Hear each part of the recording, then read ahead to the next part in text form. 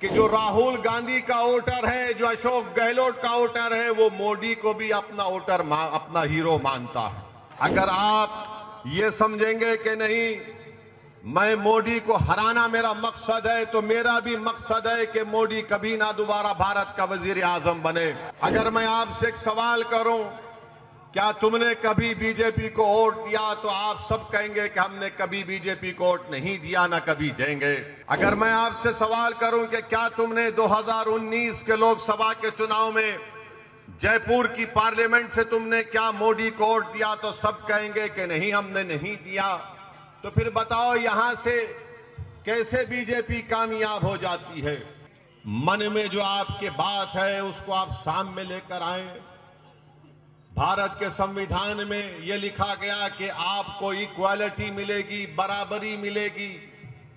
भारत के संविधान में लिखा गया कि भाईचारगी पैदा करना हम तमाम का काम है।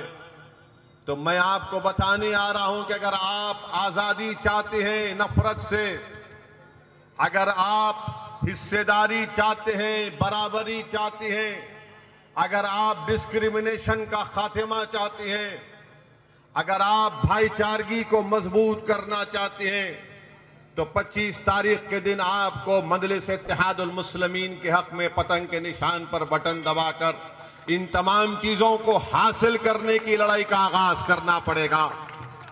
अगर आप ये समझेंगे कि नहीं मैं मोदी को हराना मेरा मकसद है, तो मेरा भी मकसद है कि मोदी कभी ना दोबारा भारत का वजीर आजम बने।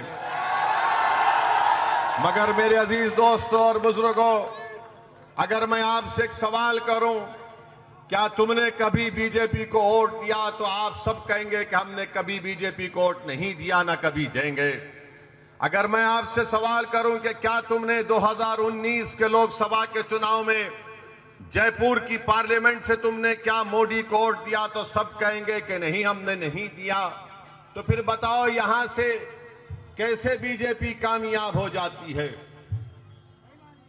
कौन भी बेईमानी से जरूर कामयाब होती या नहीं होती अलग बात है, मगर आप तो वोट नहीं दे रहे ना बीजेपी को,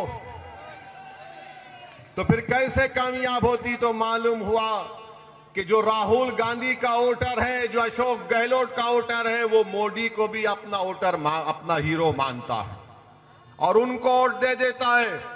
और जब हम इलेक्शन लड़ते हैं तो हमारे सामने आकर इल्जाम लगा दिया जाता है कि असदुद्दीन ओवैसी वोट काटने के लिए आ गया।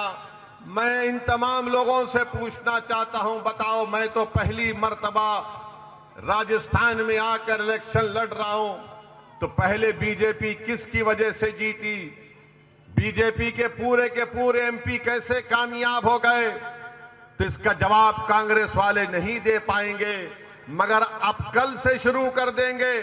ये तमाम कांग्रेस के जो जिम्मेदार लोग हैं, जो कांग्रेस के इशारे पर कठपुतली बनकर नाचते हैं, ये कल से शुरू हो जाएंगे कि ओवैसी जयपुर को आया और आकर इसने भड़काऊ भाषण दे दिया।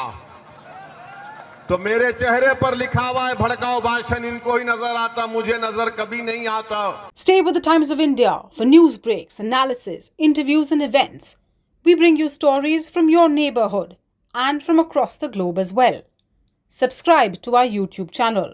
Hit the like button and press the bell icon so you don't miss any of our videos.